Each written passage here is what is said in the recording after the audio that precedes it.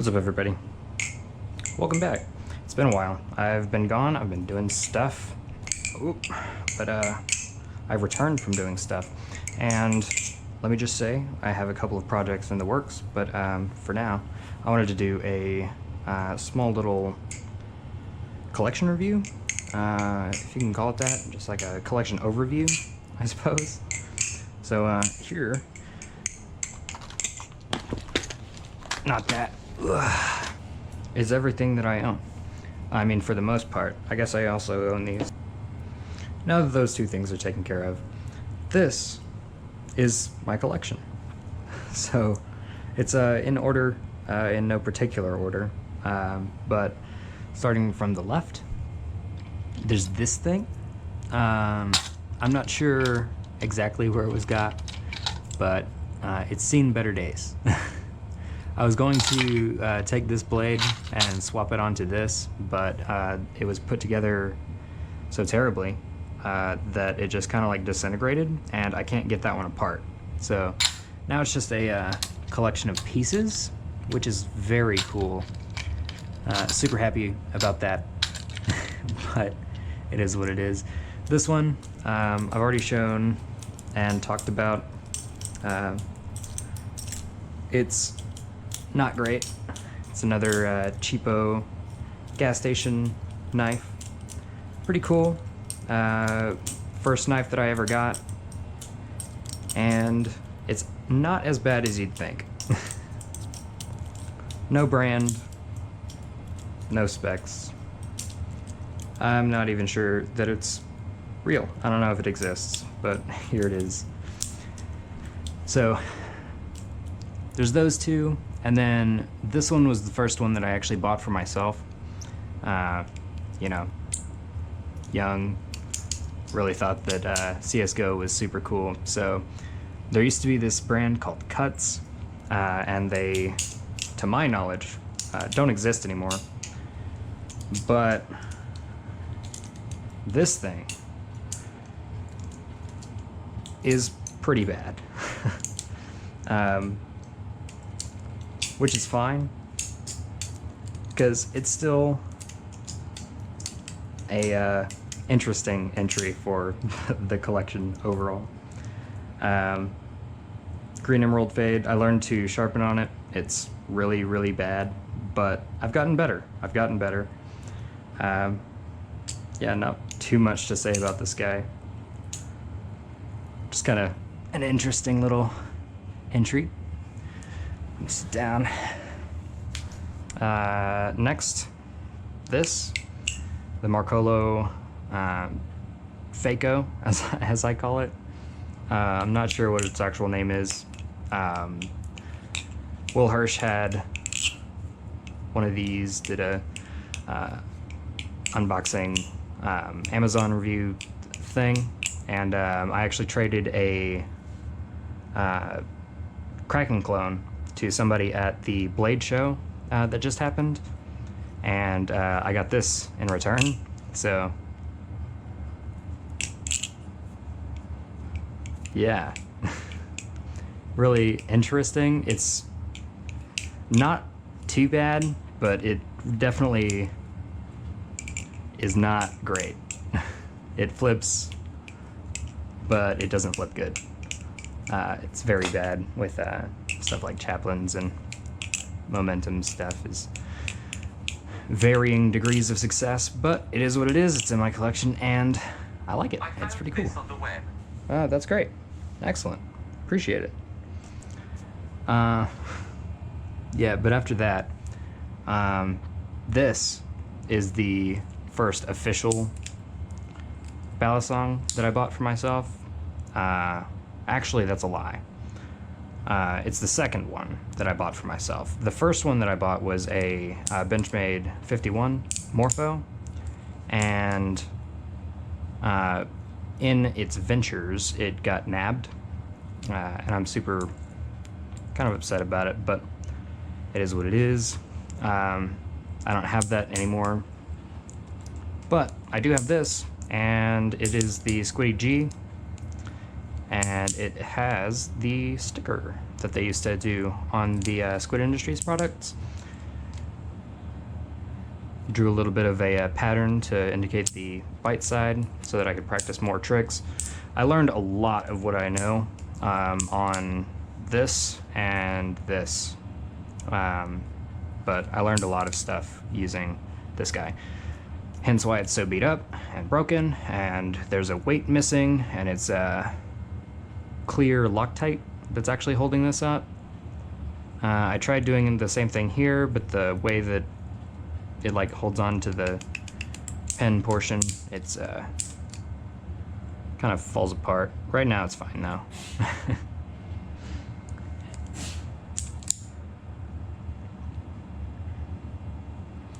So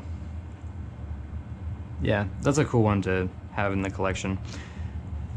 In my opinion, it's not really like the top performer or anything. Definitely the Squiddy WH, the newer Squiddies, definitely outperformed the older ones from what I've seen, but it's still pretty cool. I'm glad to have it. This one, the Mako V4.5.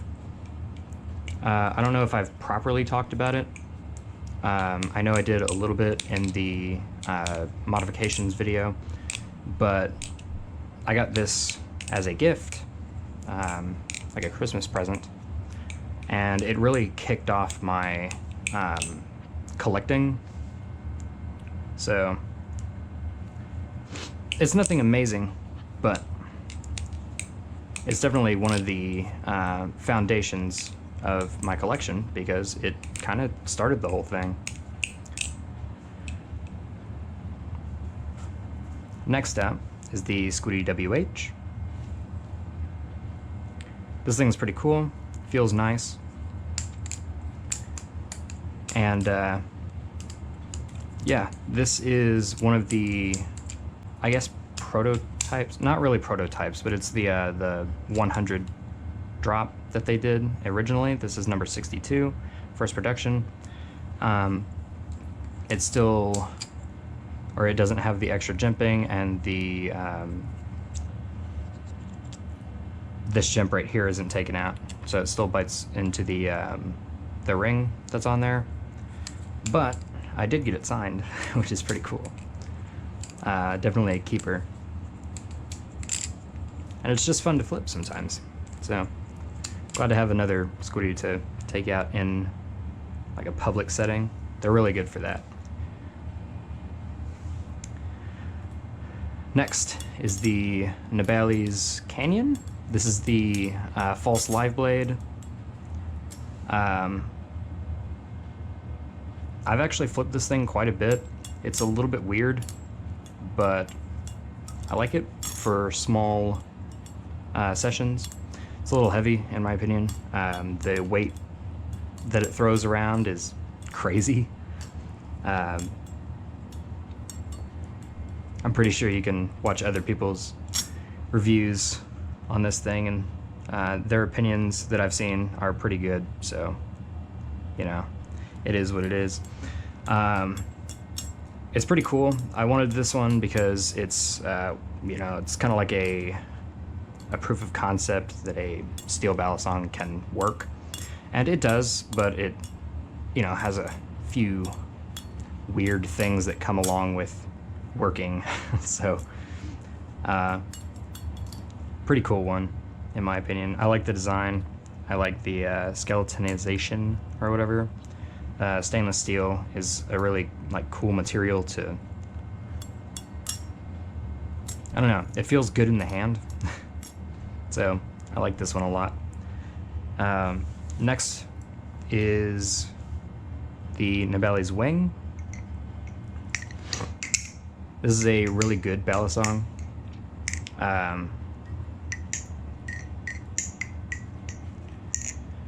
I got this one, whoops. I got this one from the Bite Handle rave that was held during Blade Show. I won it in a raffle, and I've been super stoked about it. It's the ombre that it has, the purple to silver, super cool. It has this Bite Handle Rave 2024 mark on it. Really nice. Just a excellent, excellent knife for the collection. It also flips super good. I have the Craig Raken. We'll get that. We'll get to that in a little bit. Ooh, don't throw your knives onto other knives. But whenever it was in the Tonto format, I had a really tough time debating whether the Craig Raken was actually better than this guy. Because, I mean, from personal opinion, I guess I really liked the wing better because the balance is a little bit more manageable for my style of flipping. But the texturing, the colorway, the feel, the jimping's good, everything is just like super nice, super solid on this guy. Yeah. So, super stoked about this one. So, I'm going to talk about this guy in a second. After that, I have the Prisma V2. It is not a Prisma Pro. This is a 6065 aluminum handles, and I believe the Machine-Wise logo is a little bit different on the older models. This thing is fantastic. It used to be my top flipper. It still is one of my top three. It's definitely up there. It's really good. I love the balance of it. Love the feel. The texture on it is like subtle enough, but you can still feel it.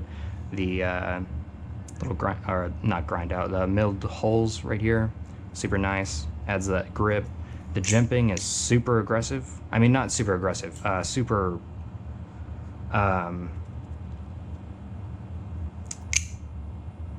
Tactile, maybe? I don't know if that's the correct word. It's very effective. It's some of the better jimping that I have in my collection. Just because it runs up so high on the handles that it makes it easier to do like ladders and stuff. And yeah, it's really good. I flipped a Prisma Pro fairly recently, and it's very similar, but it is slightly different because the different handle material that they were made with. This one's a little more light, a little lighter. Sorry, my verbiage is weird. But yeah, this guy is really a good one for the collection. I've learned a lot more like fluid stuff. I've learned tech-oriented stuff with this guy. It's very versatile in what it can do. And I really like Machine-Wise's products because they're really consistent in that. They're really versatile items, and this will not be the only Machine-Wise product that I have. It is currently, but I plan to change that in the near future. So, this guy. This is the Jimpy Sentinel. I already did a review and a 1-week follow-up. I added zippy inserts since then, pretty much like a couple days ago at this point. Super cool. They don't hardly change the balance at all because they're just so light, but I really like the pop-up color on the silver. It's pretty cool. But the story behind this is, if you watched my video, I said that I traded a knife and cash for this. Well, the thing is, we had a deal on top of that in order to get my knife back after I give them payment for, I mean, like the rest of the payment for this thing. So it was kind of like a insurance deal more than a one-for-one plus trade, if that makes sense. But yeah, so the knife that I traded for this was this. However, I said, whenever I was talking about the wing, that the Crackraken that I had was a Tonto, and what's interesting about that is that this is not a Tonto. If you notice, it's a Weehawk, serialized 94 out of 500. Pretty cool. So the person that I traded the Sentinel with, I said that they were more than able to sell my knife in order to make the money up. But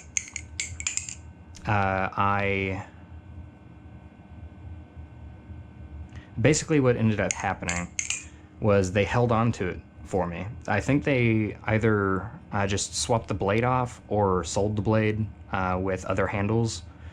But they were able to get a Weehawk blade. So we made a deal, and I paid a little bit extra on top of what I was going to, or what we agreed on, for me to get my stuff back. And he just like changed the blade from a Tonto to a Weehawk that's serialized and super cool. It's pretty sharp. It's a little bit sharper than I usually like to flip, but the the difference, feeling the difference in the different blades for the Crackraken is really cool. Feeling the different balances that knives have in general is pretty cool, but I think the Tonto v Weehawk is a really good example of that. I don't know, there's something special in the way that this guy feels in comparison to the standardness that was the Tonto, and I'm here for it. I really like the oddness, I guess, that's offered. Really cool. Really cool side story as well. It's not every day that you get to trade a knife for a knife, and then you get the knife that you traded for the knife back. So both of these are intertwined, and they have like a combined story, and I think that's super neat and to have in a collection. So yeah, that's pretty interesting, if I have to say so. Moving on from the actual knives, I obviously have this Machinewise case, this case, or the box. I also have the card for the Prisma V2. This goes with that, although it's holding this at the moment. So on the back row, I have a BRS case. Super cool, super nice, pretty good padding, and whatever you put in there, I usually have this guy tucked away in here. Don't ask why the ketchup's in there. It's a secret. But yeah, that's usually my configuration, and there's like there's like a little bit of shake to it, but honestly the way that it zips together and the foam that presses down on your knife, you pretty much don't have to worry about it like moving around, which is really cool. I thought it was going to be like one of those, you close it and then it's gonna move all around. Not that it would really matter since it has the zipper, but it's pretty neat. It's really high quality too. It's feels pretty durable, and I really like the BRS cases. Next case is the Nibali's case. It is a 3 and it's a 3 knife case, and then there was 2 slots here with the divider right here for the lubricant and or not lubricant, the extra hardware and the Loctite that usually comes with their products, or with yeah, with their products that have this box. But yeah, mine, I won with this knife in a raffle, and it didn't have those two. So the slits were a little bit small, so I cut it out a little bit, and now it is a 4-knife case, which is super cool. Yeah, this is one of the main ways that I carry my knives. And the other way is this guy. The Squid Industries 6 Bally bag. So I actually just got this in a few days ago, and I've been loving it ever since. Maybe not ever since, but I've been really enjoying it. It's pretty nice. It feels good. It seems like it's going to be pretty durable, as long as, you know, I'm not fucking crazy with it. But it seems like it's going to hold up over time, which is very nice for something like this, you know. So I haven't really seen a whole lot of people talk about this, so I'll take a small minute to... As I was going to say before my camera so rudely interrupted me by dying, I haven't seen too many people actually like talk about this bag, which, I mean, understandable. Most people are just in the hobby for like knives and stuff, but part of the knife stuff is being able to carry them and show them off efficiently. So I want to do a little rundown of this, not like a full review or anything, but I just wanted to show off some of its features that I found pretty cool. First off, in the very front, very not particularly knife related, but there's a little pouch that you can put your stickers in, which is always really nice. I've been looking for somewhere to store most of the stickers that I'm getting at like Blade Show and other events and stuff like that, so this is a fantastic solution to that issue. Going inside of the bag on the front, if you pull open the tab, you'll see that the fabric, I know it's a little bit weird to do from this, but the fabric is about an inch off from the top of the handles, so you can really just reach in and have like your main flippers on this side, pull them out, flip them for a little bit, put them back in, swap pretty easily between this side. And then on the other side there is the fabric comes up a little bit higher to like cover the handles, so it's more for like the transporting than just like ease of access. But in order to get them up, you kind of like gotta push them from the bottom, and then you can grab them no issue. Super nice. And then with 6 in here, there's actually still space in the bag.